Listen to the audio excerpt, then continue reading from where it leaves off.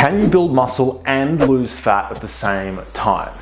Yes, but also no. Let me explain. Fat loss requires a calorie deficit, whereby you are burning more calories than you're consuming. Building muscle, however, requires an increase in muscle protein synthesis, which is basically a fancy way to talk about making gains. We get that from strength training, and the best environment to do this in is a calorie surplus. So if you manage to keep up with that little cryptic puzzle, you might have realized that it's a little bit difficult to burn more calories than you're consuming and consume more calories than you're burning at the same time. However, whilst building muscle and burning fat at the same time is unlikely, it isn't impossible, particularly under a number of unique circumstances. The first of these is if you have a lot of weight to lose, because the reality is, if you've got a lot of weight to lose, you've got a lot of energy to use. You need to be in a calorie deficit to lose fat, that's a given, but you might be able to build muscle even without a calorie surplus because you have enough extra energy to use to fuel muscle growth, which is pretty great news. So if this is you, simply focus on a calorie deficit and get your workouts in, and you're on the road to killing two birds with one stone. Case number two, where it's possible to build muscle and lose fat, is if strength training is completely new to you, or if you're returning to strength training after a long layoff. You could put yourself into a position to lose fat, and because training is so novel to you, you might manage to build some muscle, even though you might not be in a calorie surplus. This is often what's referred to as newbie gains, and it's a beautiful, beautiful thing. So if this is you, please make sure to enjoy it while it lasts. It never seems to last long enough. Case number three would be if you're taking anabolic steroids, but given the vast array of potential health risks and side effects, I certainly wouldn't be recommending that you explore that avenue. What if you don't fall into one of those three categories? What if you are already training, so you don't identify as a beginner and you don't have a large amount of weight to lose? What if you'd still like to get a little bit leaner and build some muscle too? Well,